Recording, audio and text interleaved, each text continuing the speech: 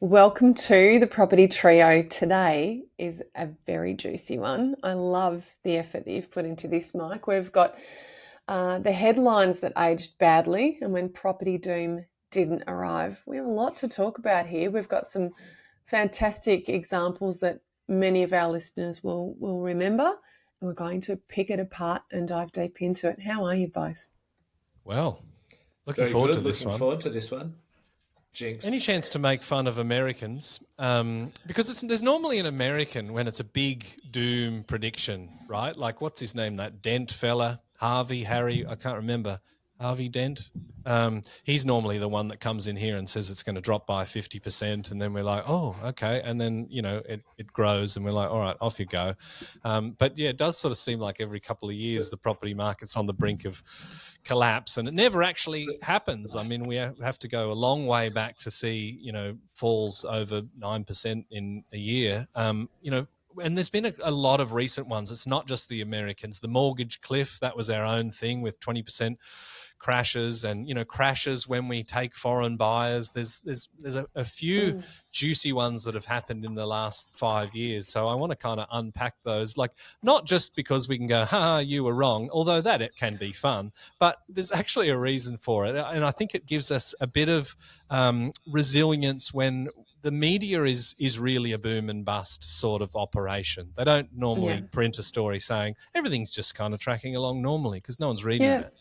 Yeah, recovery should be smooth and there won't be too much here to talk about. But no, that's not what happens. They can often scream catastrophe, and within a week or so it's turned around.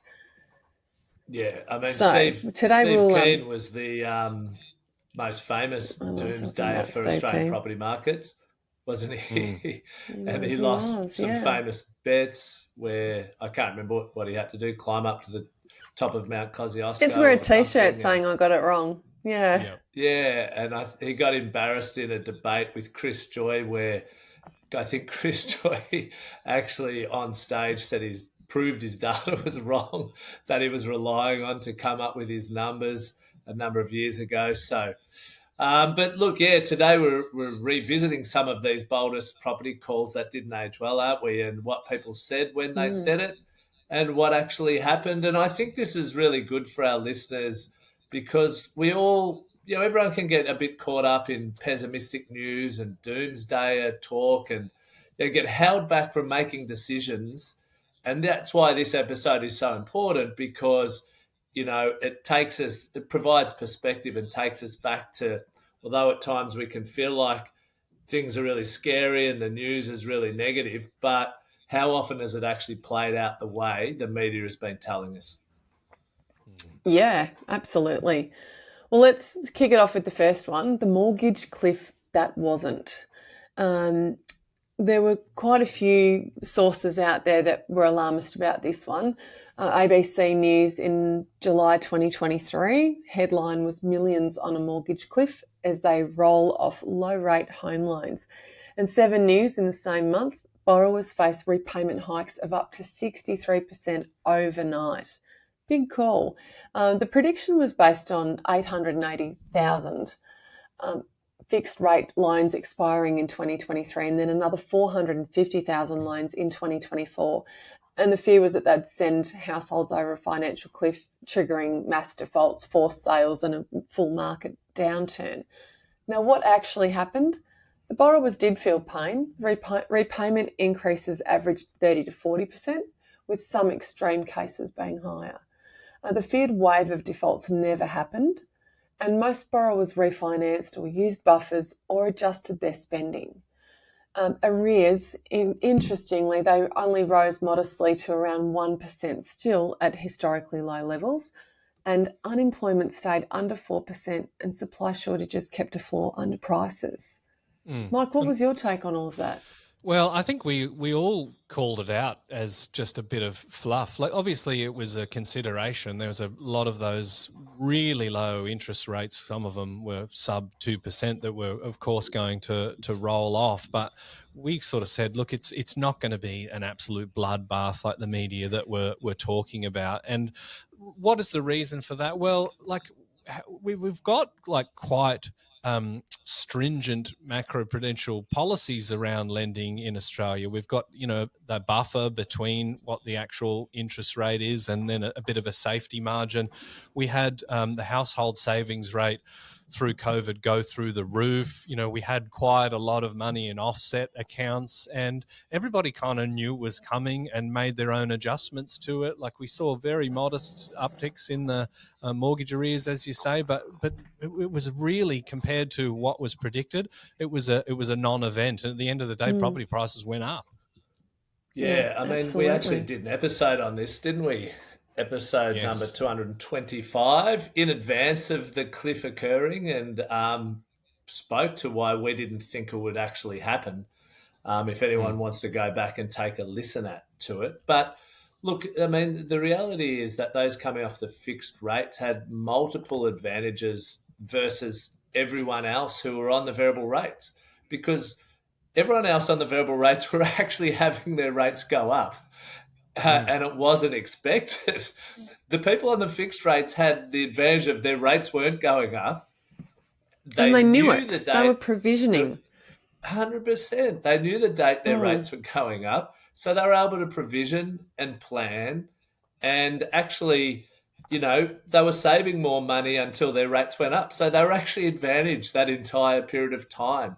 So, sometimes you just got to peel back the layers and, use common sense, or uncommon sense, as the saying goes. Yeah, between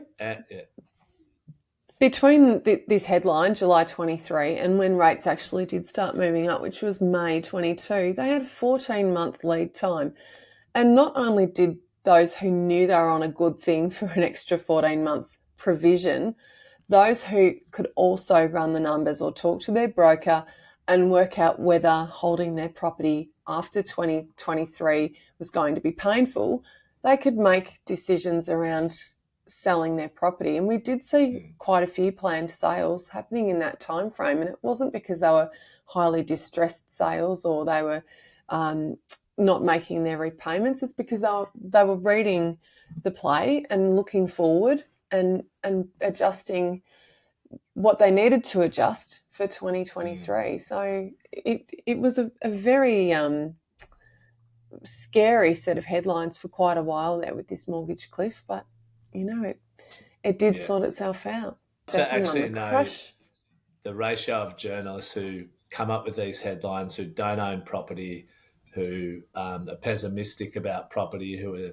afraid of investing, and how much of it reflects their actual mindset. I mean, I know it grabs headlines, but I think, there's a lot of people in the media who, it actually reflects their approach to investing. Yeah. All they had to do was listen to us, and that aged perfectly for us. I mean, like, I'm going to hang my hat on that. There's plenty of episodes that have. I'm going to touch on another episode that's aged well for us later on as well. Oh, good. Awesome. That's your gold nugget, right? The crash that never came. So ANZ forecasts a 20% house price crash by the end of 2023. That was a really big call that didn't actually happen. What actually did happen was, according to Cotality, national dwelling values fell 8.4% peak to trough between May 2022 and January 2023. That was the sharpest on record, but less than half of the predicted crash. The decline did bottom quickly, with values rebounding around 8% through 2023. Not for Melbourne, mind you, but nationally.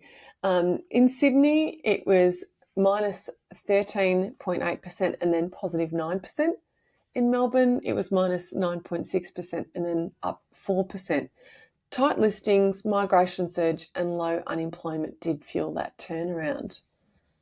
Yeah, it's an interesting one, isn't it? Like, it wasn't just the ANZ. I think it was most of the banks at the time were calling for, anywhere up to 30% crash. And, that was in the midst of the unknowns with COVID. I think, like, it's, often I talk about construction costs rising during COVID, and sort of make the case that we actually didn't know what was going to happen. We didn't know, like, are we going to see something like the Black Death levels of of disaster across the entire globe? So why construction costs went up is that people, like builders, were locking in really low margin jobs just to try and trade through, that didn't have the rise and fall clauses that we're now seeing in contracts for an allowance for material prices. They're on these lump sums, and some of them are 1 or 2 year contracts, and if you're trying to get that done just to trade through at an 8% margin and construction costs going up 20%, that's why we saw a huge problem with insolvencies and that sort of stuff. But like ANZ said 20%, we got 8, right? But it is really interesting to look at one of those downturn graphs, and I've sort of referenced that a few times on this show, that we don't have big downturns from a national basis. We don't have double digit downturns normally, at least from the 70s. So this one wasn't any different. Obviously there's different states, as you say. Sydney, Kate, was 13 plus, but we don't see nationally bigger than 10%. But what was quite stark about this was the pace of the drop. But we saw that rapid decline, and then we kind of know what happened on the back of that. The property market went into overdrive in the next couple of years, and to some extent we're still kind of riding that. Yeah, absolutely. Yeah. And if we think about the things that fueled that recovery, we had very, very tight supply of stock, and particularly in those capital cities that really performed. We had strong migration too. So even in that rate hike environment, it really held firm, didn't it? Yeah, look, it did. I mean, we had the rise of 400 basis points, and when the rises started to occur, we actually did an episode, which I'll go into more detail on later on. But we did an episode on the history of when rates have risen in Australia. This was before your days, Mike. And every single time rates rose, property prices have risen as well. So, if no one's selling, the floor barely moves. And even though these falls were the largest on record for Melbourne and Sydney, it didn't last that long, and we saw a turnaround off the back of it, and we certainly didn't see that 20% number, which at the start of COVID, everyone, every lender, every economist was predicting falls of 20%, maybe even higher, for an extended period of time. And the market, when everyone stopped initially, sort of went backwards for about a month or so, and then we saw one of the biggest property price booms in history back at the start of 2020 as well. And Kate, I've sort of put in the notes as the next prediction about the rate of decline, but it's pretty much the same story. It's just another spin, and the journalists obviously were talking about 20% cut, and then that washed through, and they're like, we need some more material, so they took a little bit of a different spin on it, which is the next one. Yeah, look, your point was the speed was real, but the duration wasn't. It was emotionally misleading. Fastest decline doesn't mean the deepest or the longest. Yeah. I mean, the longest market decline in Australia since 1950 was the 1989 to 91 downturn. So that only went for around 2 years. And that was the longest. So, and that saw national values still only fall by approximately 8% from their peak in 1989. And Sydney and Melbourne house prices fell by approximately 9 and 10% respectively. So still just touching around that 10% mark, and nationally underneath that 10% mark. It's funny to read when they say house prices falling at fastest rate since the 1980s, and that was 2022. And then we fast forward to March 2025, we're up 39% over 5 years, a new national record. So, it's never ceases to amaze me, some of these predictions. Yeah, new cells, hey. The next segment I want to talk about is in relation to repossessions, distress versus data. And the daily tally in February 2025, which is very, very recent, suggested that mortgage possession filings have hit a 5-year high. The prediction was that foreclosure waves would really flood our market. Now, what actually happened? The New South Wales Supreme Court repossession filings rose from 616 in 2020 to 1,632 in 2024, which is significant. But let's keep a grip on this. We're talking about a very small number in total. However, that figure was up 166%. It's only 0.05% of Australia's $3 million mortgages. So it's a tiny, tiny percentage. And most hardship cases were resolved before foreclosure. It's a niche one, isn't it? It's like journalists have found some weird little data about New South Wales Supreme Court repossession filings being up, and they're like, oh, well, that has implications for everything. But we talk about it all the time. I mean, often I'll sort of in the market updates say, Kate, oh, look, look at the age listings in Hobart, and you're like, the sample size is rubbish, Mike. Like, move on next. Like, and this is even worse than that. But you put it in the newspaper, 160% plus increase sounds terrifying, and until you realise that it's such a tiny little sample size, and again, like, as the story sort of came out, a lot of those hardship cases were actually resolved and avoiding foreclosure altogether. So just because there's a filing doesn't mean that it's actually going to take place.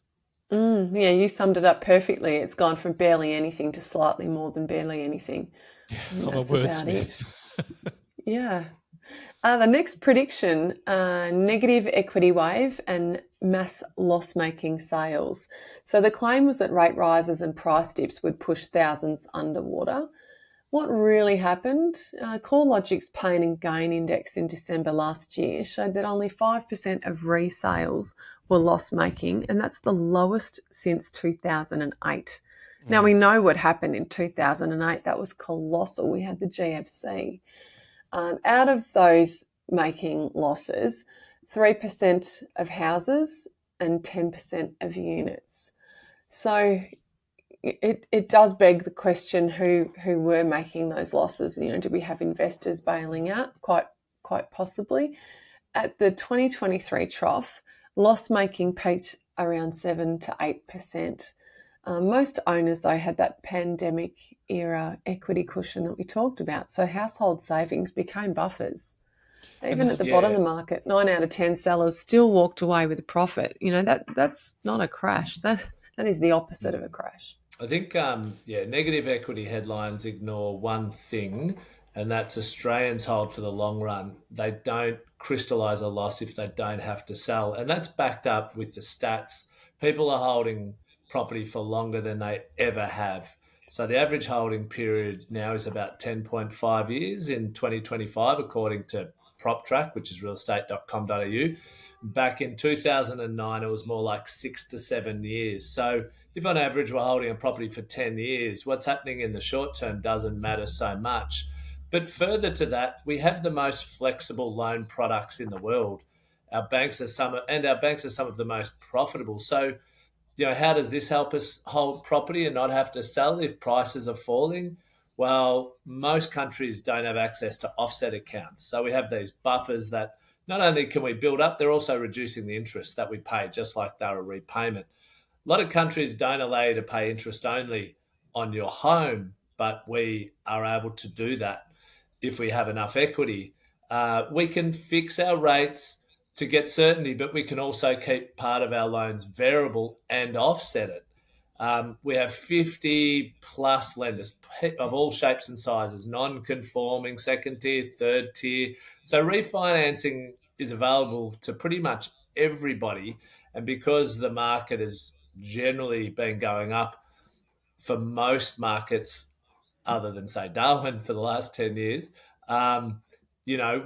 pretty much everyone can have the opportunity to refinance. And finally, banks no longer will sell you up on a whim. They don't want the PR. They don't want to be on a current affair. They support people who are in trouble. They allow you to pay 2/3 of your repayments.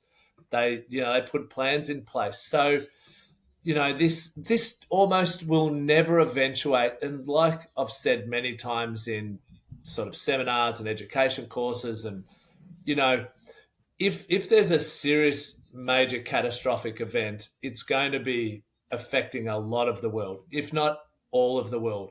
It's very unlikely just Australia is going to have one of these types of events in isolation. It was a big story at the time, wasn't it? The negative equity wave and the percentage of households that are sitting on negative equity. But I think it ignored one very powerful psychological thing baked into us as human beings, and that's referred to as loss aversion. It's only a problem if you actually sell at that point in time and you crystallize that loss, and nobody wanted to. You know, like you only were selling a property then if you had no other recourse, and the bank didn't necessarily want you to default on your mortgage either, because then they're, you know, having to auction this and crystallize that loss themselves to some degree. So they'd be much more open to renegotiate the terms, or, you know, have some clemency periods. And we saw that in COVID. But, you know, just because something has gone into negative territory doesn't necessarily mean that we're going to have this huge problem, because people will ride it out tooth and nail. Nobody wants to buy a house for 800 and sell it for 750. No. You know, that is a very powerful human thing. But that heading will come out every single time property prices are falling. Yeah, and like eventually we'll just sort of journalists will ask us for comment, and we'll just go episode blah blah blah, done. Well, the next one I want to touch on is an interesting one. It's based on the Fred Harrison theory that every 18 years property must crash. So we've titled it Myths, Models and Misreads, and the inference was that the time was nigh and that we were about to have our crash. The reality is that no Australian data supports a mechanical 18.5-year rhythm. National downturns over the last 40 years have maxed at about 8 to 9% before recovery. And a crash is defined as more than 15% of a national decline. This hasn't occurred since the 1970s. City cycles do vary widely, you know, Sydney versus Perth versus Melbourne is a case in point. But it's comforting to think that there's a cosmic calendar for property, but the reality is that that's not the case. You know, policy, migration, credit, they all override that theory. And then we look at the unanticipated things like, you know, not necessarily talking about GFC, but even COVID, you know, a pandemic shook things up. Yeah, it's an interesting one, this one. And we did do an episode on this one because it's quite a pervasive thing. And there's a lot of academics that subscribe to this, and even some economists here in Australia. I mean, like, I don't have a problem sort of saying that there is a cycle that has a longer time frame than the property cycle, but to uniformly say it's 18.6 years just seems like complete and utter shash to me. And I wanted to understand, like, what in that model is defined as a crash. And when I saw that it was greater than 15%, I'm like, well, there's no evidence of that in recent history. I mean, none of us were alive to see a 15% or more crash in Australian property prices on a national basis. Yeah. The next one, foreign investor exodus will crash the market. Now, between 2016 and 2020, after foreign buyer taxes were introduced, a lot of analysts and a lot of journos were raising this question, you know, when foreign buyers leave, local prices collapse. Now, the reality is that in 22-23 financial year, the Foreign Investment Review Board logged 5,360 foreign purchases, which is about 1% of all transactions. Even a full exit would barely dent demand on that basis. And the impact was limited to luxury and CBD apartments on the whole. And while you've suggested that house markets were unaffected, what I can say from a local's point of view is some of our areas that were quite saturated with foreign investors, and I could name some in Melbourne's leafy east, they did have a bit of movement in their data for a short period of time, but they certainly felt it when they did see a higher percentage step out of their market. And that was just because those markets, particularly for the Chinese markets, they were more saturated than some. Dave, would you attest to that? Yeah, I think there was a drop off initially, but then it picked up again because, like, if 99% of buyers are still domestic, the foreign buyer narrative Mm, was always overinflated. But I think, many notional foreign buyers, they purchase via family members who are already in Australia. yeah. So, they work around the system. I had a look at the statistics of how many people purchased as soon as they became an Australian citizen or permanent resident, but I couldn't find anything on that. But, I imagine there'll be people who'll wait until they get their citizenship or become a PR and don't have to pay the tax as well. So, yeah, look, Mm, I think, it's just such a small percentage of overall buyers that it was never going to crash the market, and it never will. Mm. Because it's too small a percentage of the total number of sales, and people, generally we're talking about people with a fair bit of wealth, who are in this segment, so they'll find a way to mm, get around it or yeah, won't worry about the absolutely. tax. Yeah. It Yeah. did. Like foreign investors have been a positive in terms of supply because they often have a predilection for off the plan apartments, and I suppose it's different. Like you Yeah. observe some sort of Chinese trends, Kate, and it's certainly the case that different nationalities have different kind of ideas and predilections for what they want to buy. There's certainly those pockets in the east of Melbourne that have a big Chinese population. But it was never going to crash the market. I mean, it did have an impact in those pockets and apartments. That we kind of we lost a potential bit of supply through that. But is it the kind of supply that Australians want to live in? Really, like probably not. It's probably apartments that are more catered towards students, and many of those Mm, are international students. But it's an interesting headline for me because, like most punters that are anti-foreign buyers, and I suppose in some respects, as Australians, if we're wanting to buy something and someone from any other country comes in, we're like, oh, bugger off and go do that in your own country. I think there is probably some baked-in racism and xenophobia in some of those opinions. And I remember at the time, people were talking about, Chinese investment in Australia is a huge problem, and that was maybe 5 or 10 years ago. But I actually looked at the main countries investing in Australia, and Chinese was beaten, I think, by Japan and the Canadians as well, right? So if you're going to be racist or xenophobic, get your brand right. Well, I make mean, a that I good was point. thinking, like who's actually checking the passports? you know, Yeah. you're at auctions or you're at open for inspections. Well, you don't know whether someone's an Australian citizen or not. So, No. I know anecdotally, like around us, there's plenty of knockdowns and French provincials, Tuscan mansions being built all over the place. But who knows whether they are new to Australia, say Chinese citizens, or whether Locally they're already, born. yeah, well, yeah, exactly. So, Yeah. yeah, I don't think anyone knows for certain just by looking at the people who are buying and building. Mm. Which leads me to the next point. We're becoming a renters nation. So the source was the conversation um, in 2017 with ABC News. Sorry, and ABC News also in 2021. The And I'm sure prediction there'll be home something ownership. recently as well we'd be able to find because this is sort of regularly trotted out, isn't it? People can't Mm. afford to buy a home, so we're becoming a renters nation. Yeah, we'll Yeah, it turn into does. London or Singapore, and 90% of people are renting. And I know this is one that Simon Presley loves because he's been dealing with this for forever. But he's published a lot of data that goes back, I think, into the 1930s. And broadly Mm, speaking, the percentage of renters is hummed along at a very yeah, similar point. it has indeed. Um, The prediction was that home ownership would fall below 60% as affordability collapsed. Big call. The reality? Well, I love census. You can't really argue with that, can you?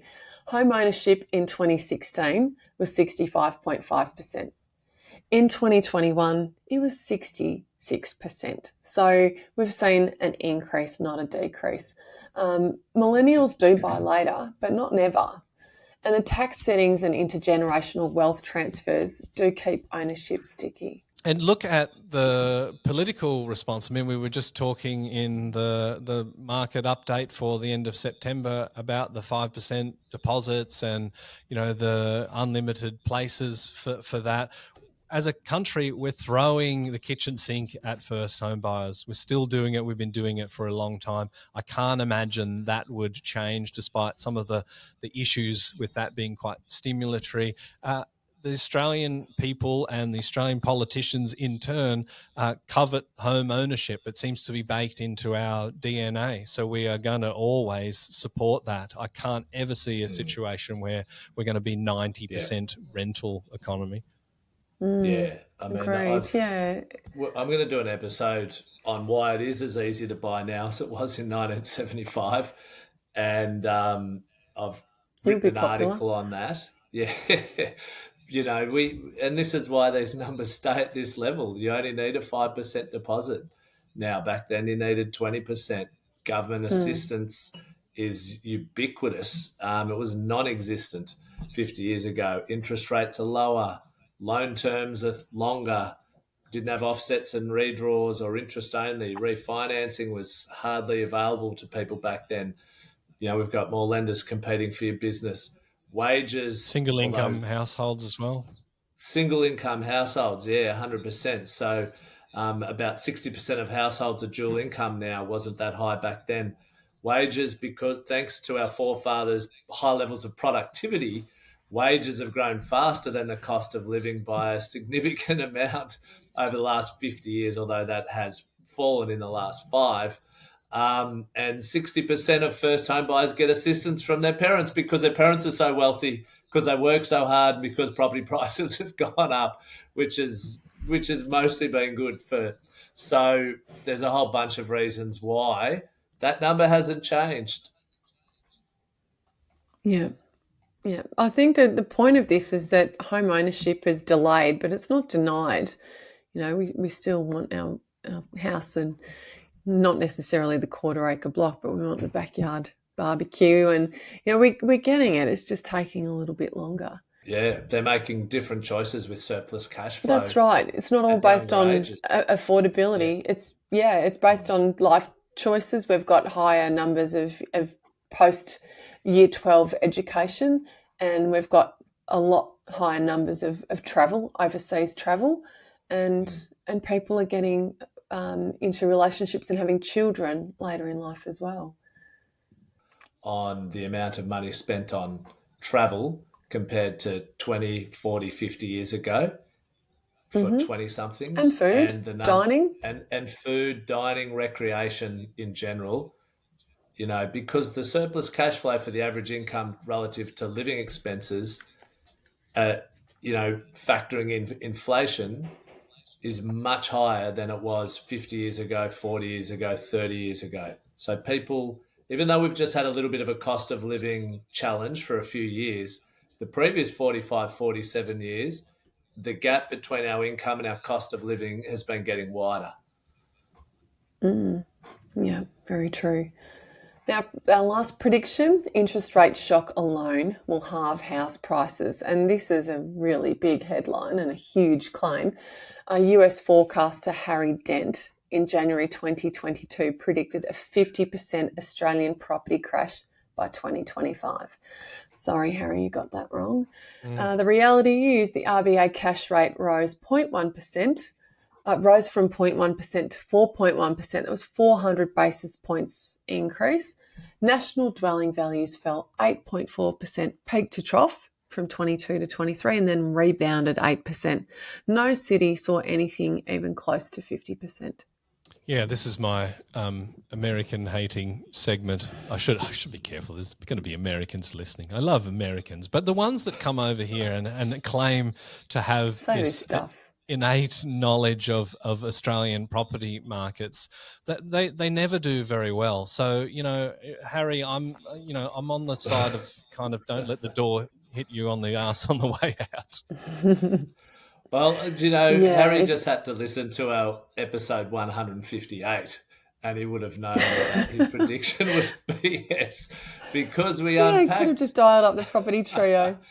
Exactly how interest rate cycles have impacted the property market since 1990. And so in August 19, so I'll give the quick snapshot for our listeners.